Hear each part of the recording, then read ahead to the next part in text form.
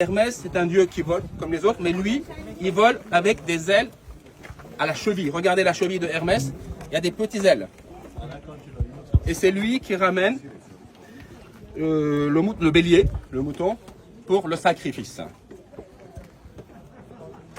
Moi, je vais vous dire juste un petit bout, une seconde. Bon, c'est intéressant par rapport à la parole de Dieu. Pourquoi? Parce qu'un jour, l'apôtre Paul va arriver avec son ancien Barnabas. Ils vont arriver dans une région. Et quand ils vont arriver, ils vont croire que c'est des dieux qui apparaissent. Et ils vont appeler Barnabas Jupiter, Zeus. Et ils vont appeler Paul Mercure. Ou Hermès, ce dieu-là justement, qui était le messager des dieux, celui qui délivrait les messages. Et quand Paul a prêché avec une grande autorité, voyant cet homme parler, ils ont dit les dieux sont venus parmi nous. Il y a Jupiter qui est là, sous les traits de Barnabas. C'était une croyance qu'il y avait dans la foi de l'époque, que les dieux pouvaient venir parmi les humains. Et là, Paul est arrivé, il a dit mais non, on n'est pas des dieux, on n'est que des hommes.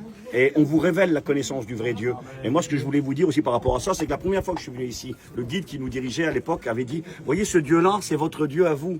C'est le Dieu des voyageurs, c'est le Dieu des voleurs et des menteurs. Alors je lui ai dit, écoute, c'était le Dieu qu'on servait avant, ça autrefois. Hein, le Dieu du mercredi. Mercredi, c'est en l'honneur de Mercure. La planète Mercure dans le ciel, c'est en l'honneur de ce Dieu-là. Donc c'était quelque part une réalité, notre Dieu autrefois. Le Dieu des voleurs, des menteurs et des voyageurs. Mais aujourd'hui, notre Dieu, il s'appelle l'Éternel. Le Dieu vivant et vrai, le Dieu de la vérité. Nous l'avons rencontré. Que Dieu nous bénisse. Amen.